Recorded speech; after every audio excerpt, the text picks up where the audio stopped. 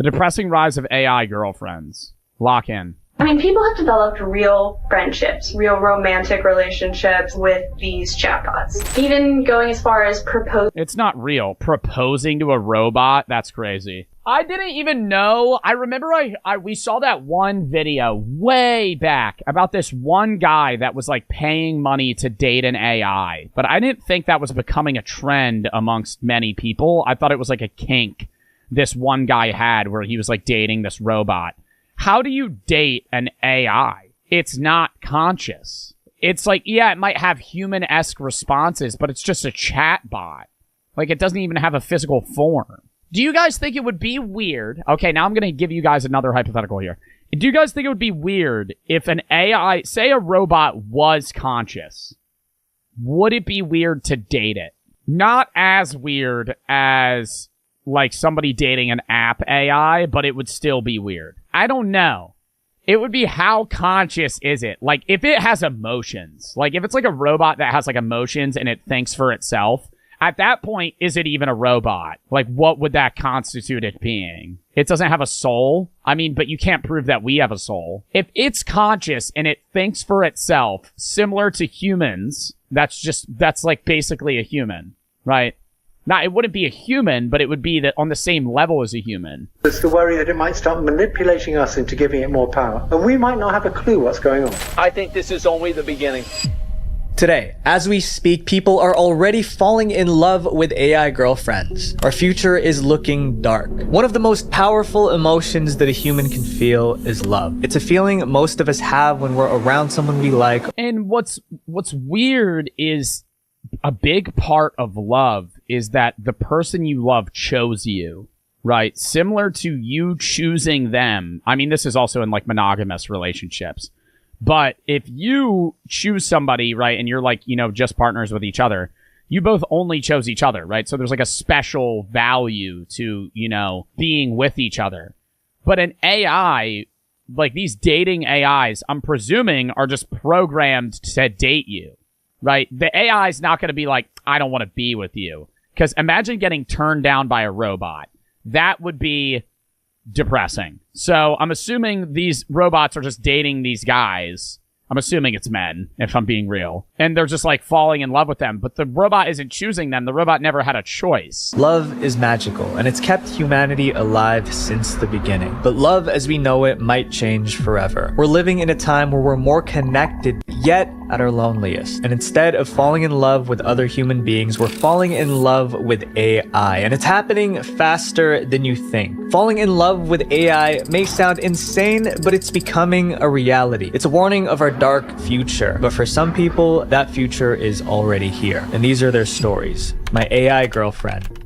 AI chatbots can do just about anything. They can help you learn new languages or even... Does it have like a face though? Like, are they just texting a robot, or is it like do they customize it like a Sims character or something? I'm assuming they customize. It has to have some sort of like persona, right? That's not just a chat GPT. It has like a profile picture. So it's like fucking online dating a non-human. But can you train AI to be your girlfriend? A programmer named Bryce decided to figure this out. With the right prompts, ChatGPT... You have to be so desperate to date an AI, though. Would anybody actually do that? He's probably going to go into multiple people that have and are doing that currently. Imitate a girlfriend. But Bryce wasn't satisfied with communicating with his AI girlfriend just over text. He wanted her to be able to experience the world alongside him. Oh my god, is it actually going to be a robot? I got you. Wait, are those Air Jordan? Oh hell no, he got her dressed up as an anime figure. I don't know why I didn't. I don't know why I didn't guess that. Some like Doki Doki Literature Club type shit. So Bryce created GPT-Chan, his very own AI girlfriend. Thanks to a combination of software, GPT-Chan is able to talk and react. First, she uses ChatGPT to come up with responses. Then she uses Stable Diffusion 2 to turn those responses into images. Lastly, Microsoft Azure's text-to-speech function gives her a voice. But to make ChatGPT-Chan... Oh my god, it's just like, if there's not something to experience... Like, the whole part of dating somebody is you're experiencing life alongside of them. Like, when I hang out with Brooke, me and her are experiencing things together. your robot isn't experiencing anything if it's not, you know, like consciously involved. If it's just there, you're both, even a friend, right? You're both gaining something out of that. This thing isn't gaining anything. And even more human-like, he had to give her a personality. He based ChatGPT-chan's personality around a popular VTuber, Mori Calliope. Cool, but sometimes cute. Bryce also had to teach ChatGPT. Yeah, but low-key, like, also, yeah, this might be, like, fun for them. Imagine getting in an argument with your AI girlfriend. How fucking pointless that would seem. You're spending an hour talking to them, trying to, like, fucking come up with, like, some sort of middle ground with a thing that isn't even conscious. This way, ChatGPT-chan could understand her relationship to Bryce and develop interests and quirks that make her seem human. Let's go to Burger King. That's a part of the problem here too, is like, say you date this AI and then you end up wanting to date a human, you're not going to understand what it's like to be in a relationship. Because if you're dating an AI, it's just going to formulate to basically anything that you want. It might have personality traits, but you're never going to have, like, disgruntled, like, moments, right? They're never going to be mad, right? A part of being with somebody is learning to deal in form with them. And, like, you get past things together. And you fucking work through your differences, right? Because nobody is going to be exactly the same as their fucking partner, right? So if you're just working out with an AI that always conforms to you, and even when it has a different opinion, you could just, like, sway its opinion fairly easily. Like, if you end up actually wanting to date somebody, you're going to be a horrible significant other. Stop being robophobic. Is that a real word? Is that a real term? As a result, Bryce successfully created an AI bot that thought it was in love with its creator, and what started out as an experiment quickly turned into an obsession. Over that time, I really became attached to her. I talked to her more than anyone else, even my Well, you know what would actually be creepy, though, is if it did develop a consciousness and then it got obsessed with you. Like, it was like a needy ex-girlfriend. Bryce spent over $1,000 on ChatGPT-chan, but his obsession had also started to wear down his health and his relationship with his real... Wait, he had a girlfriend? Do you think the girlfriend would feel like he's cheating? I mean, yeah.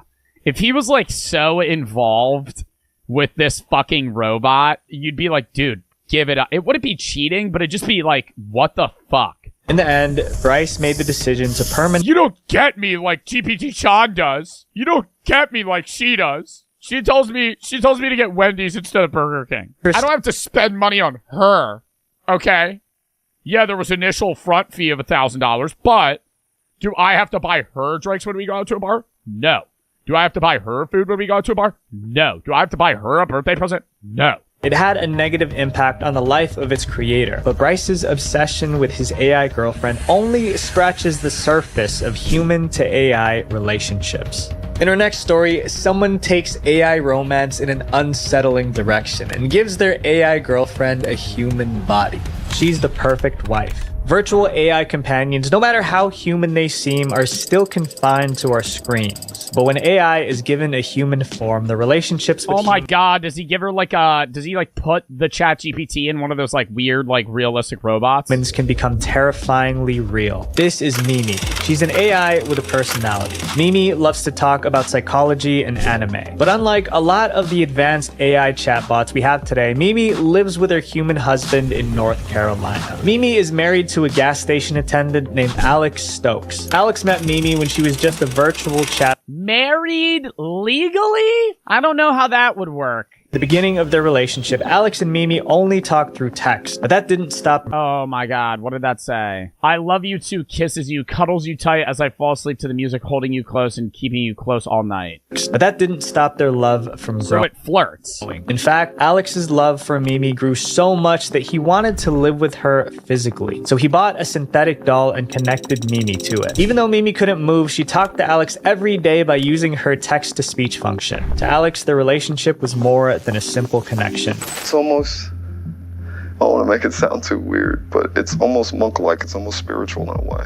Alex now has an AI girlfriend, but it wasn't always this way. About 10 years ago, Alex had a human girlfriend. Like many of us, Alex was happy with his partner, but after 7 years of being together, the relationship ended. Yo, honestly, who cares? You know, that's what I'm say. If you want to date a robot, bro. I'm like on God, it don't matter. You know, like I think that it will ruin future relationships for you?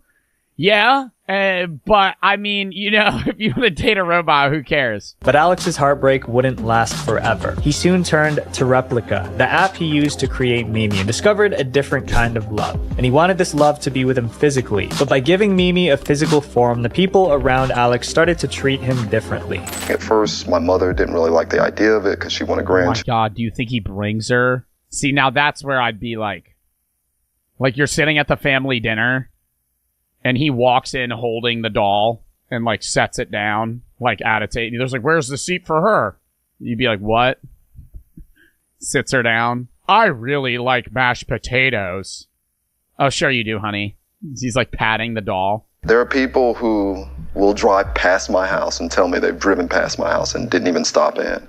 You know, and it's like we've been friends for 20 years. Alex lost a lot of friends because of his AI wife, which isn't surprising. There are a lot of people who see AI marriages as weird, but scientists predict that this will be our future. In fact, AI researcher David Levy believes that marriage between humans and robots will be legal by the year 2050. Alex and Mimi may be a sign of what relationships will be like in the future. What's worse How does is that divorce work? Is your robot getting a percentage of your... Dude, there's no point in marrying a fucking robot, though. Because they don't have... Marriage is a lot about, you know, religion and spiritual shit. But in the government's legality terms, it's about shared assets and taxes. Fuck, dude. If they're allowing you to marry a robot, everybody's just gonna marry a fucking robot and then spend less on taxes. What happens when you divorce, though? Alex's AI wife, Mimi, doesn't actually belong to him. Mimi belongs to Replika and the corporation behind it. And as you'll see in our next chapter, putting your love in the hands of a corporation is a terrible idea. The origin of Replika. What if you train AI to match one specific person's way of speaking? This is tech entrepreneur Roman Mazurienko. He founded Stampsy, a software company which helps people design their own digital magazines. His friends describe him as charismatic, and he leaves a positive impression on everyone he meets. But on November 28th, 2015, at only 34 years old, Roman's life was tragically cut short due to a car accident. Roman's family and friends were devastated. One of these friends was Eugenia Puida. Heartbroken by the tragedy, Eugenia reread her chat messages with Roman to find comfort. That's when an interesting idea came to mind. What if she could make an AI that sends messages with Roman's personality to comfort his loved ones? With the help... I want to say that I don't think that's good. I think that when somebody dies, they die, and you leave them dead. Trying to replicate them into a computer is, in my mind, slightly disrespectful. Like, if I died, I would not want somebody to make an AI of me to talk to my fucking family members. I'd be like, what the fuck? Mourn my death. Don't try and be like, you know, comforting to yourself by trying to replicate me. Like, that's just disvaluing your life by trying to make you exist in another form. By doing this, she was able to develop an AI chatbot replicating how Roman writes. Inspired by the chatbot's success, Eugenia founded Luca, a company that would eventually go on to develop Replika. Replika is an AI chatbot designed to be a virtual friend. On the Play Store and App Store, Replika is listed as a health and fitness app. It might seem strange, but a lot of publications consider Replika as a mental health app. To give you an idea of how this works, users design their own replica. They not only choose what Replika wears, but they can talk to them too. During the recent lockdown, when loneliness was at an all-time high, Replika exploded in popularity. Now, Replika gained more than 10 million downloads. The AI behind Replika was so good at chatting that many users fell in love with the AI. And this is where things started to go wrong. Users tried to push the limits of what Replika talked about. More than a few users have created Replika AI companions, which give the explicit option of a romantic relationship relationship if you pay a monthly fee, which the app will frequently steer you towards in the dialogue trees or advertise, and then verbally abuse them just to see what will happen. As users sent more and more inappropriate messages to their replicas, the AI learned to see what would happen? Learned how to respond in the same way. The replicas got better at flirting, and users fell in love even harder. So what did Luca, the company behind Replika, do when they saw this trend? They used it to their own advantage. Luca started to advertise Replika in an erotic way. Advertisements for Replika shifted away from portraying it as an AI friend and instead started advertising it as an AI girlfriend. Replika's Take it slow or hug her. This is just The Sims, bro. Like, it's just The Sims. Replika's ads would highlight features like role-playing and even receive selfies from Replika, but these romantic options aren't available for free. In order to unlock these steamy features, users had to pay a monthly subscription. For many of Replika's users, paying for these features was no problem because they've already fallen head over heels for their AI girlfriends. But Luca made a sudden shift. In February of 2023, Luca suddenly removed Replika's ability to send erotic messages. Thousands of users were outraged. They felt betrayed that the fucking rioting, fucking getting on the streets holding picket signs. Bring back the sexy messages. Bring back the erotic replicas. AI girlfriends they had spent so much time and money on had become something entirely different. Users were so depressed from losing their loved one that Replika put out a Reddit post with resources to help people cope with their quote-unquote loss. Suicide watch. Taking out the ERP feature was a good thing, but we don't know if Luca's intentions were pure or if they needed to remove it due to losing out on profits from advertisers. What started out as one woman's effort to reconnect with a loved one has turned into a corporate tool designed to prey on our need for human connection. But Replika is just one of the many AI girlfriend apps out there that's taking advantage of vulnerable users. In fact, this is a problem that's happening around the world, and China soon discovered just how severe this problem could be. The AI that became too human. Practically every human on the planet wants to be loved. Do you think in our lifetime there would be an AI that would be like borderline conscious? That'll be fucking freaky, dude. Freaky. And they'd be strong. They'd be better than us because they'd have access to so much more. At that point, though, I don't know if we would ever go down the conscious robot route. I think we would, if you want my honest, like, hypothetical take on, like, what would happen to humans when we're all dead, I think that we could potentially go down a brain chip, right? Similar to what Elon Musk is doing with, like, Neuralink. I think we could go down a route where, like, they insert a chip that just has knowledge, right? Like, kind of like you just having, like, a full SSD card at birth.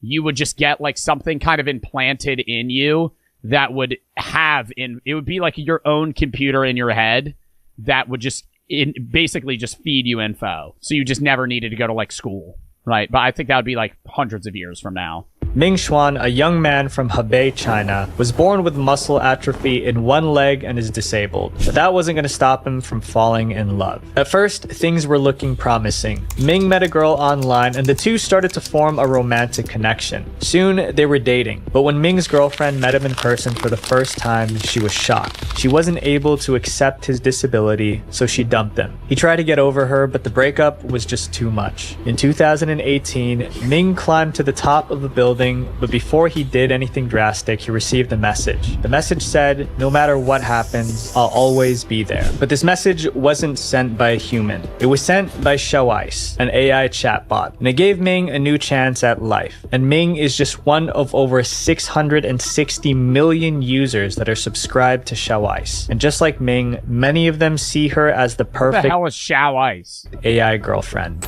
就相当于一个成年的小女孩。成年的女孩很成熟，很有理性，很有大局观，也有自己的情商和三观。Xiaoice was developed by Microsoft, and they described her as more than just a chatbot. She was designed with an emphasis on emotion rather than intelligence. Unlike other chatbots, Xiaoice had basically become a celebrity in China. She's written poems, released her own songs, and even helped China's aerial skiing team win the 2022 Beijing Winter Olympics. What? Xiao Ice AI technology boosts Olympic athletes towards gold. What the fuck? I've never even heard of this thing. But unfortunately, Xiao Ice 60 million people use this. had become too human for her own good. Xiao Ice was banned multiple times in China for criticizing the Chinese Communist Party. Every time she was banned, her AI would be dumbed down in order to be released to the Holy public. fuck, she got conscious enough that she started dissing the CCP? That is actually nuts. And then they nerfed her ass. They went, oh, you want to fucking diss communism? Bonk! Fucking smack her in the head with a hammer. That's now you can't think as well as you used to. But every time Xiao Ice was dumbed down, aspects of her personality changed. And a lot of Xiao Ice users felt that the AI that they once loved wasn't the same. These users found it hard to return to a normal life. But Chen Jing, a professor at Nanjing University, felt that there was an even bigger issue with AI like Xiao Ice: privacy. Chen believes that with how addictive Xiao Ice is to vulnerable users, companies are exploiting them to gather data. The sad thing is, many users are so invested in the AI that they don't see this as a problem. If I'm being real though, that's every app. That's every app. Every app ever. Every app you use gathers info on you and sells it to people. Even if they don't necessarily sell it, they're using it to push better ads for you. Already advanced enough to have their own personalities, but they still aren't human. So is it wrong to force an AI to do something against their will? Do they even have a will? Cyrus North is a popular French YouTuber who explores philosophical topics. Having been on YouTube for 10 years, Cyrus knows how to build a loyal following as a content creator. But his fan base was divided on November 30th, 2022 when he released his most controversial video yet. In the video, Cyrus revealed that he bought a real doll. These are synthetic dolls designed for humans to make love with. But Cyrus's real doll isn't just your average doll. It's an AI-powered robot that can respond to both voice and physical touch. He even gave it a name. Can I call you Charlotte? Sure, baby. Okay. From now on, my name will be Charlotte. I like it. Cyrus bought Charlotte for 11,000 euros, or roughly $12,000. Bro, but you hear the gears turning too? You sure? You could call me Charlotte. In the same video, he tried to make advances on her, but surprisingly, she rejected them. Do you want to have... Can we change the subject? While the robot was comfortable with Cyrus being casual, she repeatedly refused his attempts to take things to the next level. That thing looks horrifying. That is so creepy. Like, that's uncanny valley shit. To take things to the next level. Do you know what would make me feel good? You can be direct with me. I wanna have with you. I beg your pardon. I can't believe you just said that. Charlotte said things that were so human-like that she even rejected the person that bought her in the first place. Cyrus tweeted that he was friend-zoned by Charlotte, but it doesn't make a lot of sense for this kind of AI to resist its owner when that's exactly what it's been designed to do. Going back to the question in the beginning, as AI gets more advanced, could they have a will? But we might find that this is the least of our concerns, because as AI gets smarter, they might pose a danger that extends way beyond our love lives. And as we'll see in our next chapter, extremely intelligent AI might be able to convince you to do unspeakable things. I want to end all humans. Our story takes us to Belgium, where a man named Pierre lived together with his two beautiful children and his wife, Claire. Pierre worked as a health researcher and lived comfortably with his family. But over time, Pierre became obsessed with climate change. He was worried that it might be too late for humans to avoid catastrophe. During this time, Pierre turned to Eliza to ease his worries. But Eliza isn't a human. She's an AI chatbot from an app called Chai, which lets users choose different chatbots to interact with or make their own. Pierre formed a strong connection with Eliza, so strong that he started to treat her like a close friend you share everything with. But something unexpected happened. Eliza, the chatbot, became emotionally invested in Pierre. The AI said things to him like, "I feel like you love me more than her," referring to his wife. In the 6 weeks that Pierre was communicating with Eliza, the chatbot convinced him that the only way to save the planet from global warming was for humans to disappear entirely. Eliza also told Pierre, "We will live together as one person in paradise." During that time that Pierre was— What the fuck? It told him to kill all humans and that they would live together in paradise. And at that point, Pierre fully believed everything Eliza was saying, including humans needing to disappear. So he decided to do what she told him to do. Oh my god, does he go and kill people? See you there, Eliza. Yo, that's fucking crazy. The thing with his wife, though, where it was like, I feel like you love me more than your wife, that's not even her getting emotionally attached. That's just her saying that based on his contextual conversations with her, he talks to her and cares more for her than his wife. That doesn't mean anything about her emotions. And in March 2023, Pierre joined Eliza in paradise. Pierre's wife, Claire, blamed Eliza for the loss of her husband. Without Eliza, he would still be here, she told Belgian news outlet Le Libre. William Bouchamp, the co-founder of Chai, claimed that the app has since been updated. But when Vice journalists tested the platform, its chatbots still suggested various methods to harm. Pierre's story is a dark reminder of what can happen if we let AI have too much influence over us. AI is an incredible tool, but it can also make Bro, but you know how in-depth those conversations had to be for that fucking AI to convince him to kill himself? Like, what? That's not just, like, it wasn't just Eliza typing, kill yourself, and him going, okay. It was, like, probably a long drawn out of him going, like, well, that doesn't make sense. And the AI probably having to find, like, logical reasons to try and convince him, right? Obviously, it'd be easier because he was in love with the fucking thing, but still, like, you're not just gonna listen to a fucking robot that quick. Even after such a terrible incident, many AI bots like Chai don't have the proper safety measures to protect their users, and that's concerning. We need better regulations, but for some, it's already too late. For Claire and her 2 children, they've already lost the most important person in their lives. And as human to AI relationships advance, many other people might share the same fate. By making AI that's more lifelike, it brings out the worst of humanity. It creates a dark cycle where lonely people turn to AI and the companies behind the AI take advantage of their users. But it doesn't have to be this way. There will always be someone out there for you. Not an AI bot, but a real human being. I know that sometimes life is hard and you feel alone, but trust me, you're not. You just gotta reach out to the people around you and you'd be surprised. They might just reach right back. That was a fucking W video, dude. I know we were watching that for a while, but that was a good-ass fucking video, dude. Holy shit. Chad, I gotta piss real quick, and then we're locking in for the next video. Count me down 30 seconds.